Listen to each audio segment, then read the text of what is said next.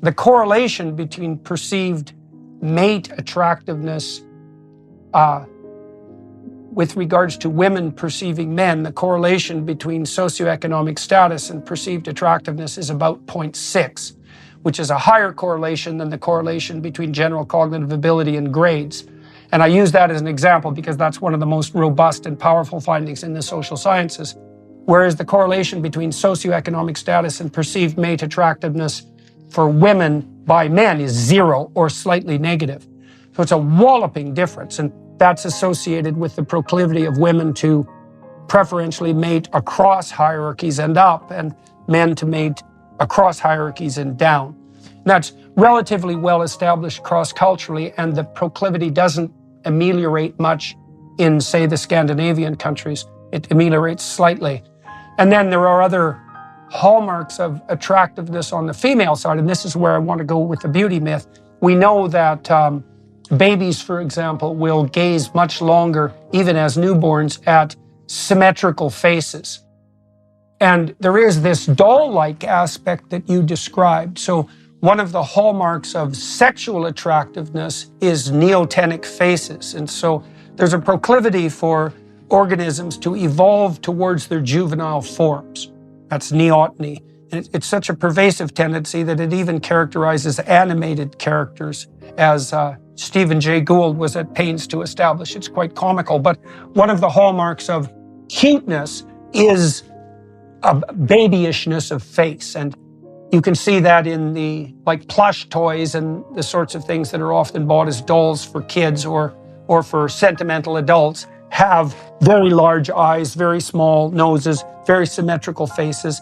There's all sorts of hallmarks of beauty from a biological perspective. Many of them seem to be associated with fecundity, particularly on the female side.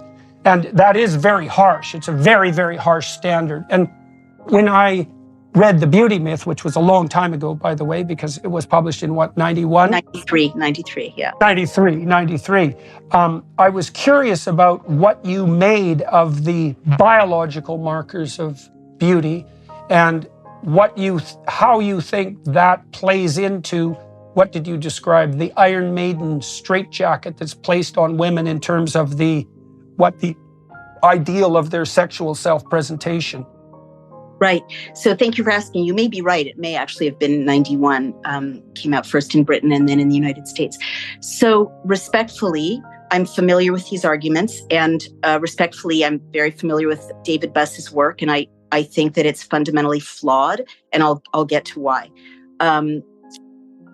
So first, let me concede. Of course, it's thoroughly documented that there are markers of health and attractiveness, health and fertility that are often cross-cultural.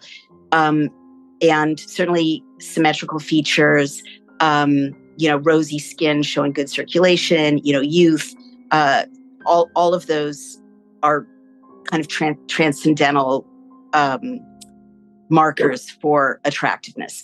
However, one giant intellectual flaw, respectfully, in pretty much all of the studies that I've seen of the evolutionary biologists is that they focus on these markers in women, and they don't test for what women find attractive in men.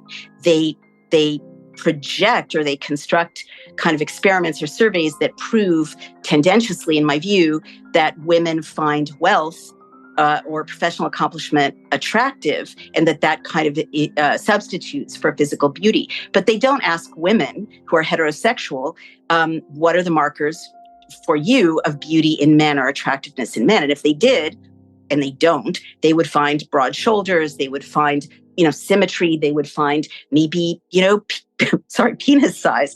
They would find maybe a muscle tone that shows that they can kind of effectively, impregnate a woman. They would probably find height as a marker, right? And it's notable to me. They have investigated that. I mean, there is a fair bit of overlap in the biomarkers, let's say, for what men and women find mutually physically attractive.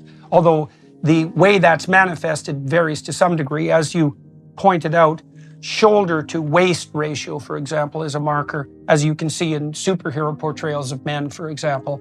And the cardinal difference seems to be too, though, it's also not, the sophisticated evolutionary psychologists don't assume that women are after wealth. What they assume is that women will use markers of wealth as indicators of productive competence. Right, but let me get there, please, because to me that's also a conceptual flaw. I'll get to why in just a minute, but I have to note for the record, as a feminist analyst, that I have literally never seen a study that asks women if they find penis size a marker for sexual attractiveness. And I think scientists don't want to run that study. Male scientists don't want to run that study because it would be unpopular conclusions. So I guess to me, the whole field of evolutionary biological studies that conclude that sexual attractiveness is kind of gendered female, and that for males there are other proxies for sexual attractiveness, is really convenient for men.